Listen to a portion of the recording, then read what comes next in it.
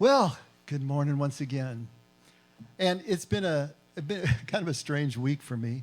It felt good and weird all at the same time being gone all week. Most of you know we went up to Big Bear.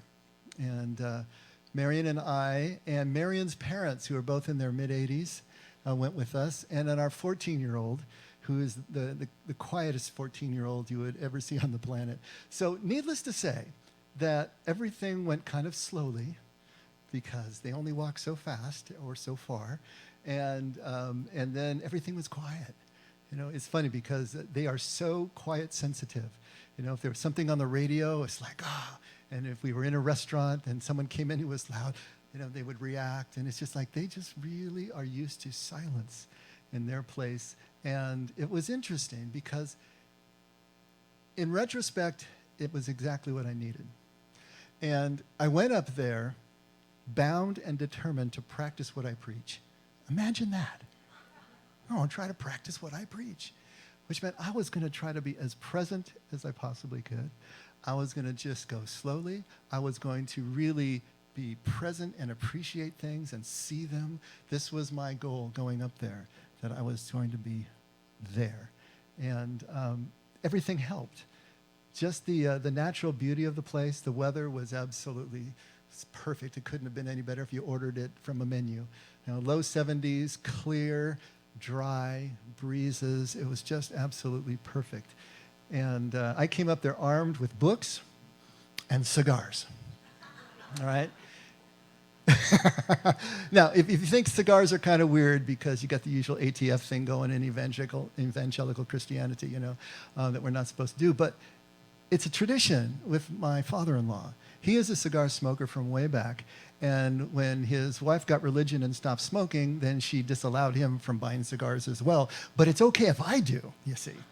And so he looks forward to whenever we get together, because typically I'll come up with at least a couple. And this time I came up with 4 nice ones, fresh ones that I just bought. And we had a chance to sit on the deck, you know, kind of almost like a tree house. There's trees all around us. And then the distant, the other side of the valley, Big Bear Valley across the lake. Couldn't see the lake from where we were, but you could see the mountains rising up on the other side in the distance. And we're just sitting out there, you know, in this sunshine, in this breeze, making our clouds of aromatic smoke. And as my mother-in-law gave me kind of one of those disapproving glances because it blew over in her direction, I had to explain to her the whole theory behind a cigar. You know, you light a cigar and you're lighting a fuse. And that fuse is going to burn for about 45 minutes if you got a decent cigar. And while that fuse is burning, you can't do anything else. You got to be there. You got to tend it. You got to just be present and watch that thing burn down. And just enjoy it. And then the conversation that ensued or whatever. But it was that kind of week. Wherever we went, it was just kind of low-key and almost slow motion. I read an entire book, Fahrenheit 451, I've been wanting to get to because I hadn't read it in decades. And then I got through the first 6 chapters of The Grapes of Wrath and read some of the finest prose ever penned in the English language. Just an amazing, and it was just that kind of week. And it was just wonderful to just sit and to be.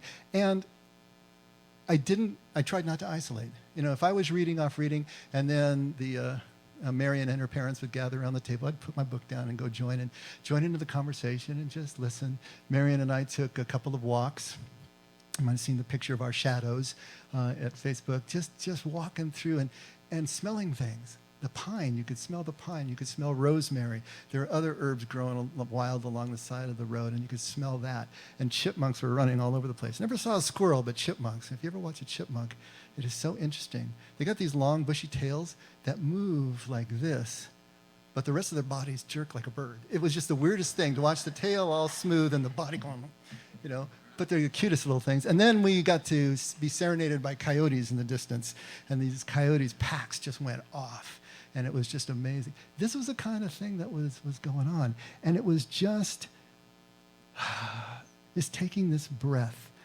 And yeah, I was aware that all the things that stress me and all the things that are still wrong and imperfect and things that I have to deal with were down the mountain. I was aware of it. It was there in the back of my mind. But at that moment, it was okay. At that moment, I was just there. And I don't know if you can relate, I hope you can, that you've had moments where everything kind of gets stripped down. All the noise, the usual distractions, the things that are going on in your life just kind of get turned down. And then the question becomes, what's left? You know? It's that 2 a.m. in the morning experience when you wake up in the dark and it's just like, who am I? What am I doing? What's going on? You know, those kind of questions of meaning start to pop up when everything else turns down.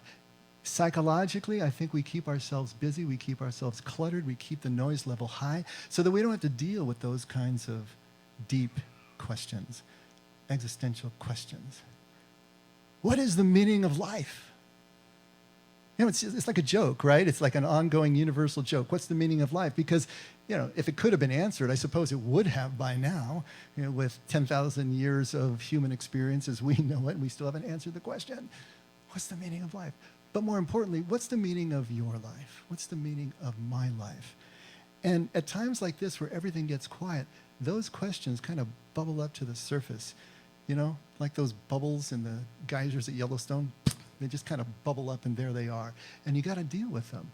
I suppose you don't, but it's nice to let this kind of stuff just sort of wash over. You know, what is the meaning of life? Well, you know, it may depend on where you ask. If I ask you that here like I am right now, then if you are actually responding, which I'm not letting you do, but if I did, you would probably respond in a more religious way or maybe a philosophical way.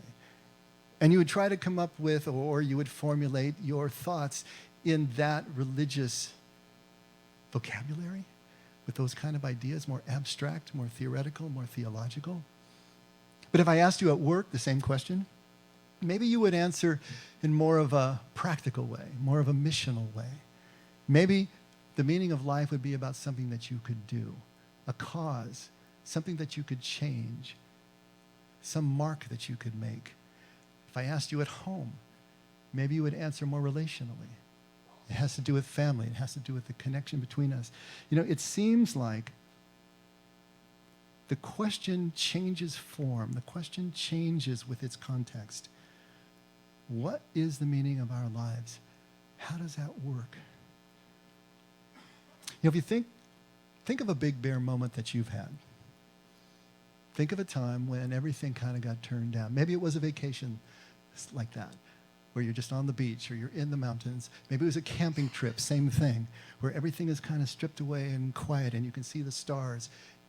What were you thinking about then? Where did it go then? Maybe it was a power outage. I like that one. You ever had a power outage that lasted a few hours and suddenly you can't turn anything on? There's no internet. You're going crazy. There's no internet. You know, there's no television. There's no radio. There's none of the things. We can't even turn on a light. You know? What happens then? What do you resort to then in terms of the way that you handle that period of time? Everything's stripped down, slowed down. What if just your phone dies? You know? How do you deal with that? Now, we can be really stressed, we can be really angry, and we can be screaming around trying to get the power restored, trying to get this, trying to get that. Or maybe we can just push off and just relax and enjoy this particular ride. See what this experience has to offer. What we're speaking of here in these moments that I'm hoping that you all have some resonance with, an example of this right on the tip of your mind, is sort of a forced contemplative experience. Contemplation is actively cultivating being able to quiet down, let go, clear out, and find that space where it's just you connected to whatever is present in that particular moment. These moments are ones that bring that to the fore if we allow them to. I think that this really is the key of the contemplative life. It's just continuing to show up, continuing to allow yourself to be stripped down until all the meaning that you understand about life in general and your life in particular is found in and only in the moment that you're in, not anywhere else. Because as I was asking you that question, what's the meaning of life in all these different contexts? What's the meaning of your life? If your answer First of all, if you answered in words, you've already missed the point, right? But if you answered in words in any way that pointed somewhere outside of this particular moment, the experience that you're having right now, then it's not the meaning that Jesus is talking about. Think of it this way. When Jesus said, the kingdom of God isn't out there somewhere where you can find by observation. You're not going to say, hey, look, there it is, here it is. The kingdom of God is within you, in your midst, among you. It's the same thing. Kingdom to Jesus is the meaning of life. Kingdom to Jesus is everything that this life is about. And you're not going to find it outside of this moment. As soon as we put an answer in words, as soon as we symbolize it in language, we've already stepped away from anything that meaning could be. Meaning can't be described. It can't be defined. It can't be put into words. Now you can say, well, isn't that what I'm trying to do right now? I'm trying to put it in words. Well, yeah and no. What I'm trying to do is use words to point to the fact that meaning is going to be known by you to the extent that you learn to find it right here, right now, in the flow of this moment.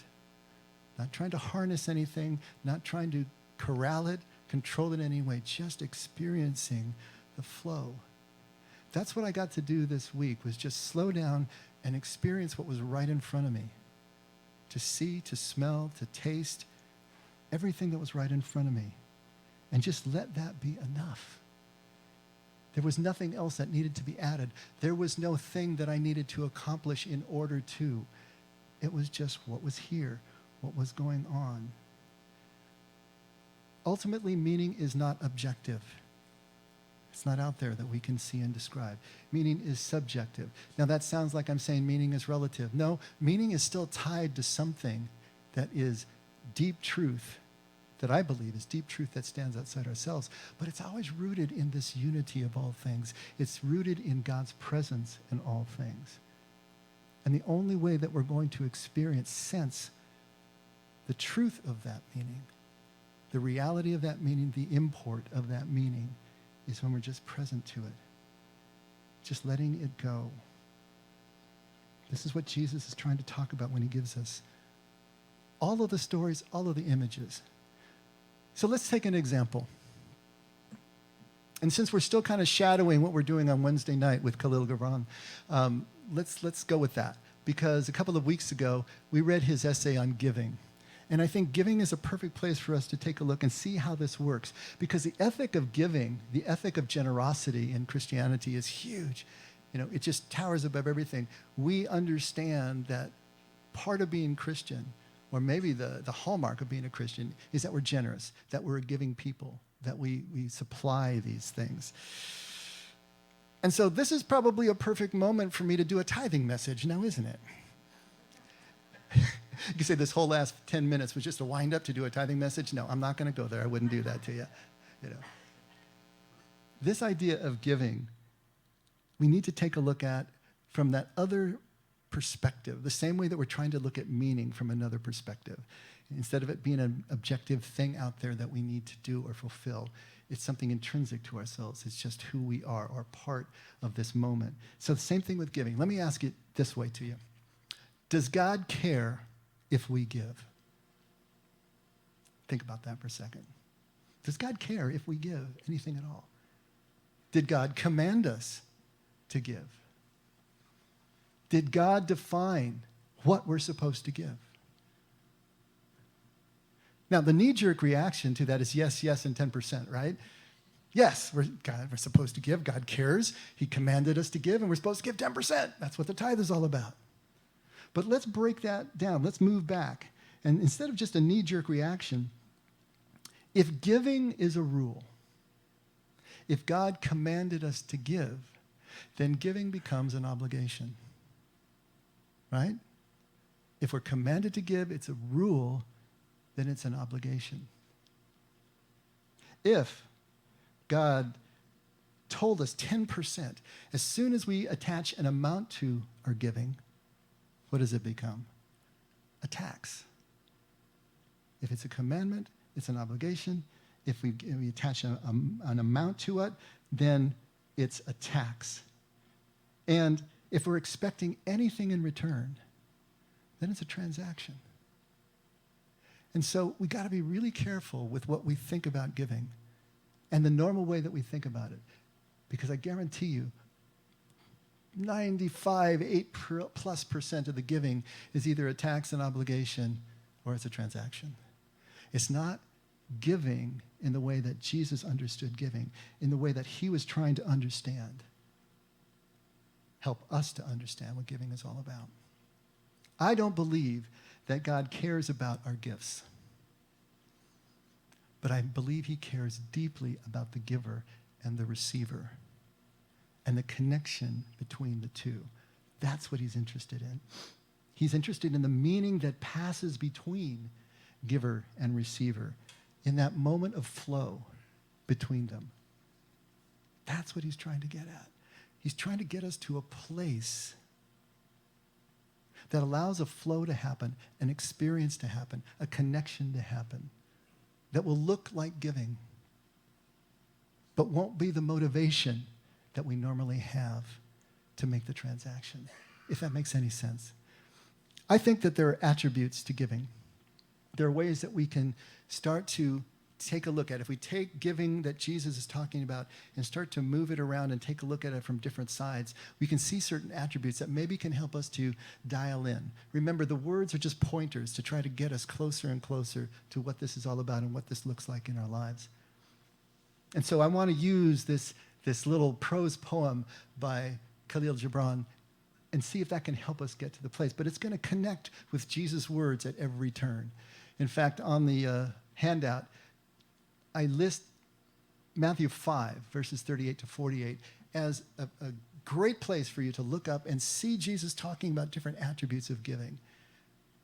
But let's see what Khalil has to say, because he has a way of putting things that can help us lock in and see if we can get more illumination about what Jesus is talking about. So a rich man says to the prophet, "Speak to us of giving." And this is the people of the city that he's leaving, stopping him at the seashore and saying, "Give us some of your wisdom before you go. So teach us about giving." And he says, "You give but little when you give of your possessions. It's when you give of yourself that you truly give." I think this is the first attribute of giving. It's intimate. I love the saying by Mother Teresa, who said that it's easier to give a cup of rice to someone halfway around the world than to just deal with and love the person who lives in your own home. It is so much easier to give an impersonal gift, to write a check, to send something in the mail, to give a credit card number, than it is to give of yourself. If you think about it, what is it that you really possess? The only thing that you possess, truly possess, is your presence. Presence is all we've got. And the only way that presence manifests itself in our lives is through time. And so time is a measure of our presence. Where we put our time and really bring our presence to is giving of ourselves, and however we do it. I always think that money is just time credits, right? You give your time to someone, they give you a time credit. Then you can give that time credit to somebody else, and they'll give you a product that came out of their time. And there it goes. It's all we're doing is trading time. Back and forth and back and forth. And we have this little currency of some sort that are the time credits. Giving our time, giving ourselves, that is the most precious thing that we can do, because it's all we really are. It's all we really have. Every other possession that we have is really illusion. It's really not ours. And this is where he goes in the second area. For what are your possessions but things you keep and guard for fear you may need them tomorrow? And tomorrow, what shall tomorrow bring? To the overprudent dog burying bones in the trackless sand as he follows the pilgrims to the holy city. Isn't that a great image? Y'all watch your dog bury a bone, and if they're anything like my dogs, they bury the bone and then they forget where they buried it. And it's there forever until you re-landscape or something. But for a dog burying the bone in trackless sand on the way to the holy city, how is that ever going to be revisited? It's just as fruitless, he's saying, as what we typically do. And what is fear of need but need itself? And is not dread of thirst when your well is full, thirst that is unquenchable? How many of us worry about things that are not present? We got food on the table, we got money in the bank, and yet we're still worried? How in the world do you slake that kind of thirst when it's not real? It's just in your head. But this idea that the possessions are not really ours, the idea that there is a flow to life, is a second attribute of giving, that it is fearless, that you are unafraid to let your resources flow to someone in need. You're not trying to hoard. You're not trying to dam up and withhold because you're afraid that tomorrow you may not have enough. There's a fearless quality. Intimacy, fearlessness. And then there's an unself-conscious quality that Jesus is trying to get across. And the way Gibran puts it is there are those who give little of the much which they have. And they give it for recognition, and their hidden desire makes their gifts unwholesome. We talked about this in terms of love. Is love behavior? No, because so often we can do loving behavior for an ulterior motive, for some sort of gain for ourselves. And we talked about if we give with any idea of return, any idea of increasing our standing in someone else's eyes, then it's a transaction. It's no longer a gift. It's a quid pro quo. There's something else going on. And there are those who have little and give it all. These are the believers in life and the bounty of life, the fearless ones, and their coffer is never empty. There are those who give with joy, and that joy is their reward. And there are those who give with pain, and that pain is their baptism. And there are those who give and know not pain in giving, nor do they seek joy, nor give with mindfulness of virtue. They give as in yonder valley the myrtle breathes its fragrance into space. Through the hands of such as these, God speaks. And from behind their eyes, he smiles upon the earth. This idea of being able to give as unselfconsciously as the tree emits its fragrance. How did Jesus put it? Don't let your left hand know what your right hand is doing, didn't he? It's just need an automatic flow. This is what Jesus is talking about. He's talking about losing your life in order to find it. Just letting all that go. Not be concerned, not be calculating, thinking about things. But the tree just does what the tree does. Can we do the same thing? Just do what we do because of who we have become. And see, with that fearless quality, not worrying. How did Jesus put that in terms of fearlessness? He said, don't store up your treasures on earth where moth is going to eat and rust is going to destroy. Store it in heaven where it's safe. That fearless kind of idea that there's always going to be abundance flowing through. Don't worry about tomorrow, Jesus said. Tomorrow has enough troubles of its own. Tomorrow's going to take care of itself. Be like these birds. Be like these flowers who are just present to this moment right here and right now. Unselfconscious. Intimate. Intimate. Jesus said there's no greater love than someone lay down their life for their friend. And we think that means physical death, but no, it means laying down that egoic experience, laying down our own agendas and just being present to and being open to what flows as a result of a connection that we're having. Intimate, fearless, unselfconscious, and now present. Has to be present. He says, it is well to give when asked, but it's better to give unasked, though through understanding. And to the open-handed, the search for one who shall receive is joy greater than giving. That's an interesting line. To the open-handed, the search for one who shall receive is joy greater than giving. In other words, the connection itself is the gift. What passes between is inconsequential. It's commentary. It's the connection. It's the presence. And is there aught that you would withhold? All you have shall someday be given. Therefore, give it now, so that the season of giving may be yours and not your inheritors. This is also practical. Everything that you have, these possessions that you think that you own, but you really don't, You're just stewards for a while, right? And when you die, everything is going to be given. Do you want to direct that gift? Do you want the IRS, the probate court, to do it? Do you want your inheritors to do it? Who is going to direct this flow? And not even direct the flow, but just let it flow, rather than holding on to it for what? There's that great story that Jesus tells where this man has a few really good bumper crops, and he says, what am I going to do with all this surplus? Oh, I know what I'll do. I'm going to just tear down my barns, and I'm going to build bigger barns and bigger silos, and I'm going to store all this stuff up. And he does all that, and he does all that work. And then he sits at home, and he says, I'm set now for years and years to come. And God says, you fool, tonight your life is required of you. Now, where does all this go? Now, who directs all of this?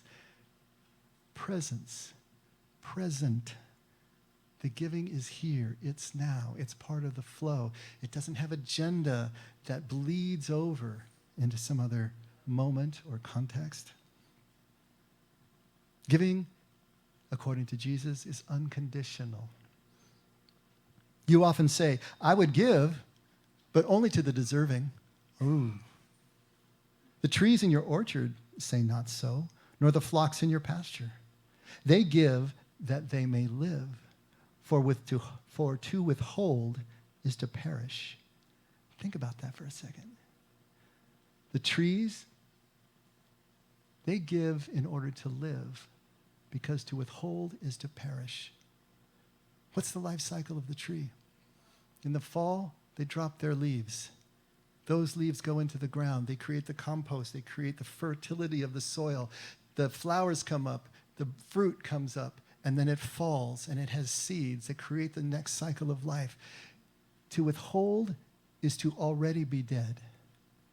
The natural life cycle is continue to flow, to give, to have more come through, and to give that, and to just let it be a part of who you are. As natural as breathing. Not to exhale is to die, right? Give your breath back and take the next one, and let the next one go. Give it, take, and give. This is what Jesus was talking about so often. In the prodigal son, the father says to the older son, everything I have is yours. Always been yours. There's never been a time that it wasn't yours. Everything I have is yours. This is that unconditional quality. Jesus says, yeah, it's all well and good when you love those who love you back, but how about loving the enemy?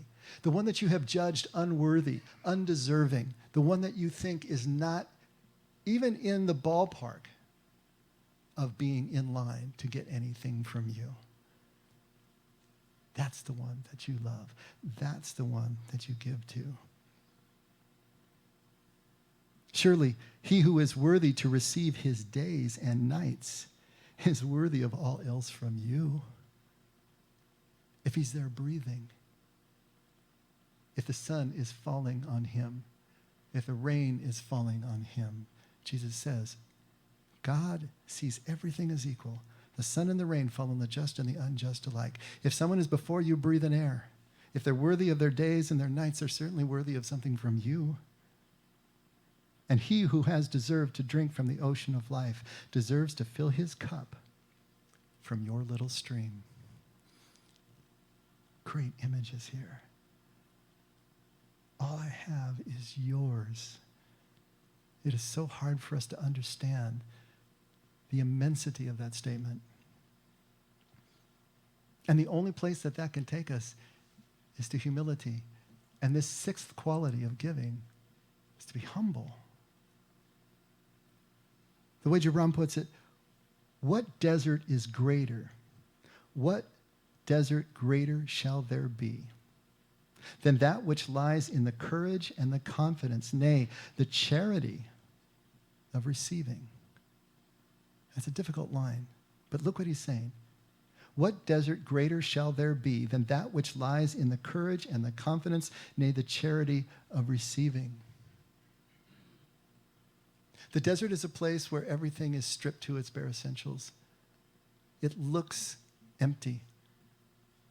But to strip down to that place and realize that you have the courage and the confidence and the charity to receive, That is the humble state. That is humility defined.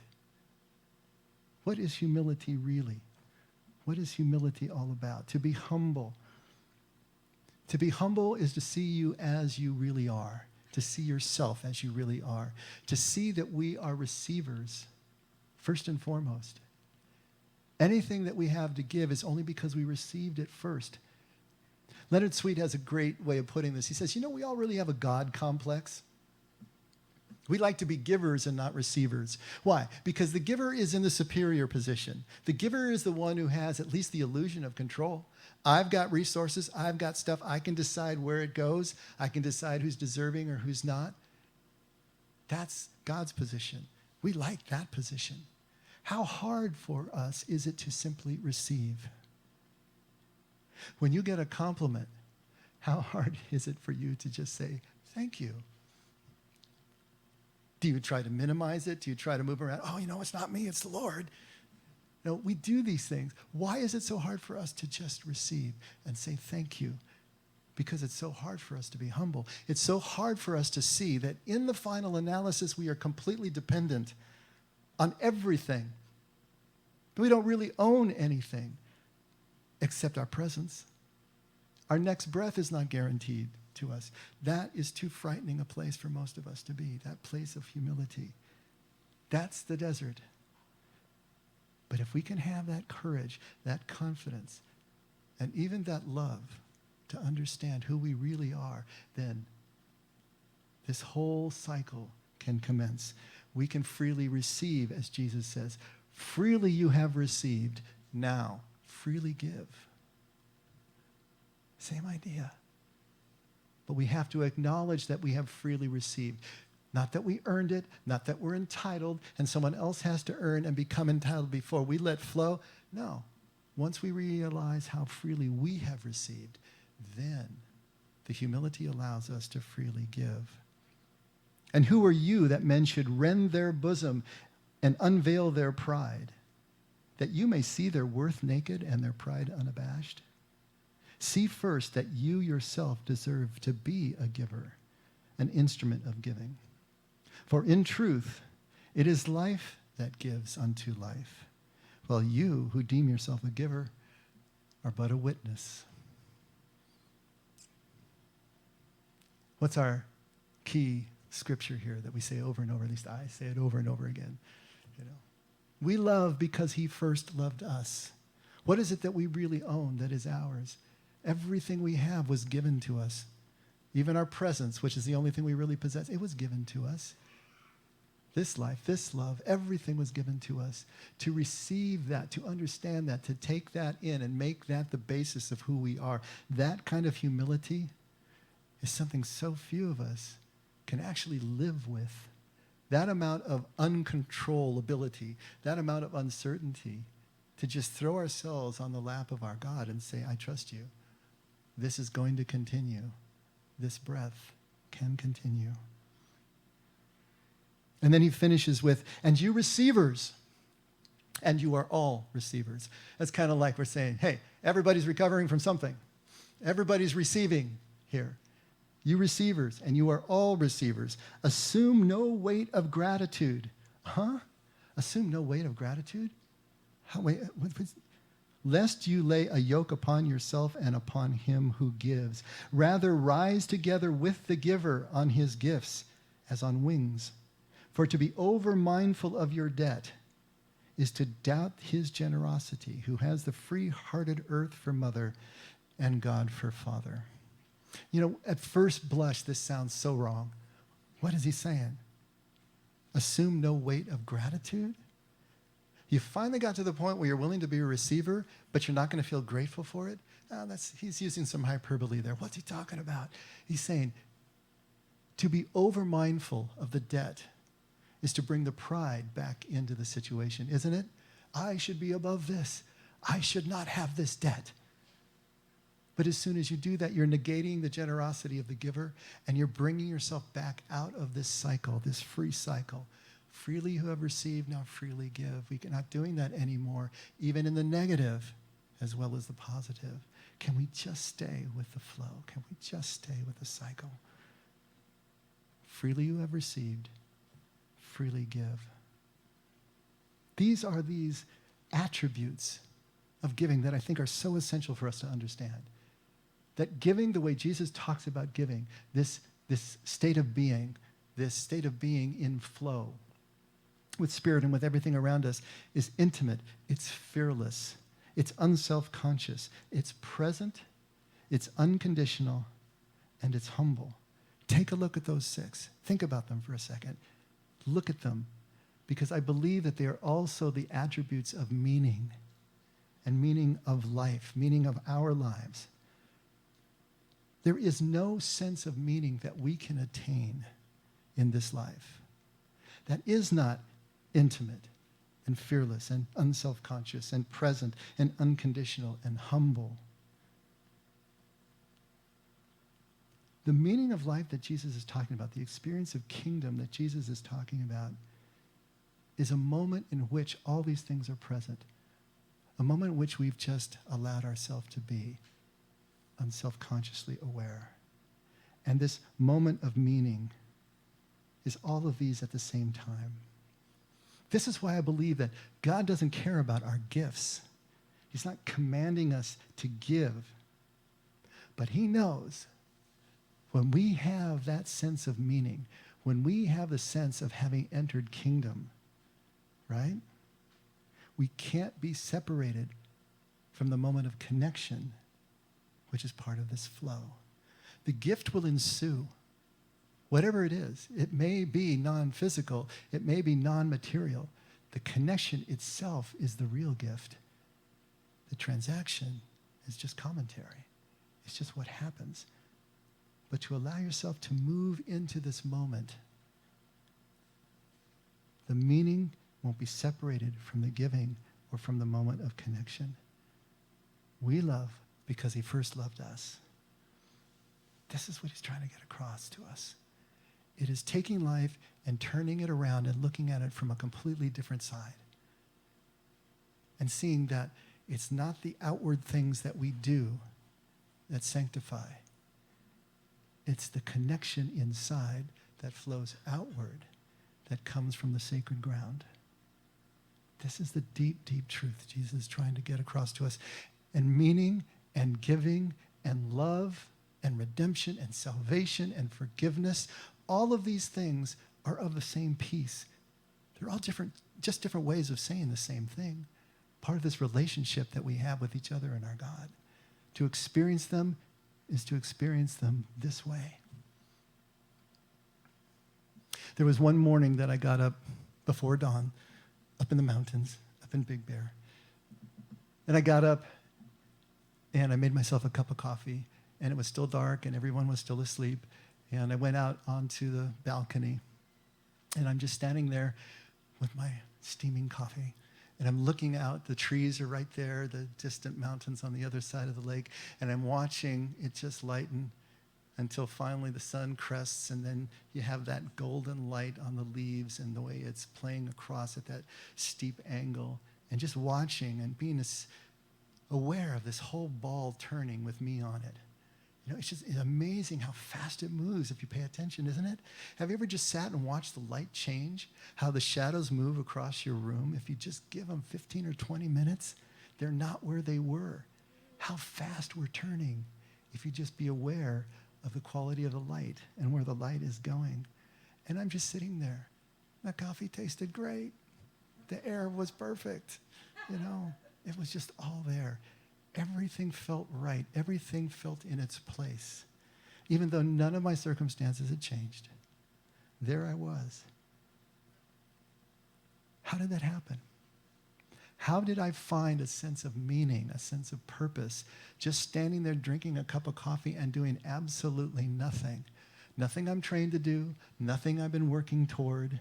I'm just standing there being completely unproductive and feeling more meaning, more sense of place and purpose than I normally do in any given work week. I gave myself to that place. I gave my time to that moment. I gave myself to the members of my family It was intimate, fearless, unself-conscious, present, unconditional. And just this humble knowing that I didn't create any of this, but it's all there for me, and I can just breathe it in.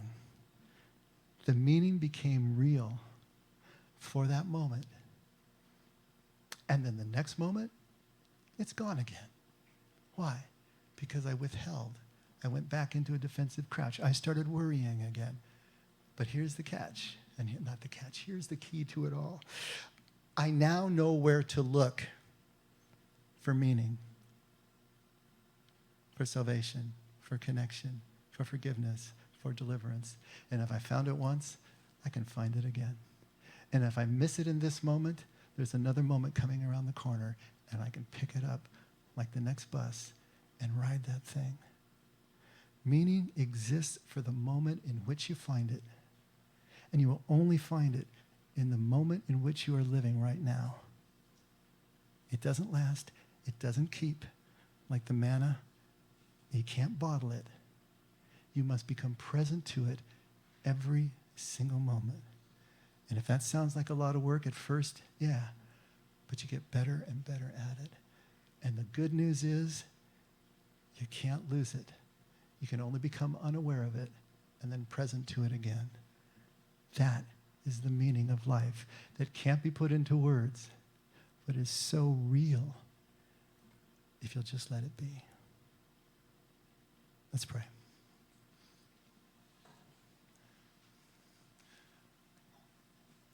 Father, the truth is you are meaning. Meaning is your person, your spirit, your being that we can connect with always, right here and right now. So, Father, help us to connect to you, to find the meaning in you, to find the provision in you, to find the humility in our relationship with you, that we are your dependent receivers and you are our giver, our provider, and that is a beautiful place to be, in submission to everything that you are, which will never feel like a restriction, but always a liberation in submission to you. That's where we want to be, Father. Help us to do that more and more and more. Find our moments, give ourselves completely to them, and in that moment, realize what this is all about. Your love, your direction, your guidance, your provision. Thank you, Father. Never let us forget that we can only give, we can only love because you did first. In Jesus' name, amen. Let's all stand.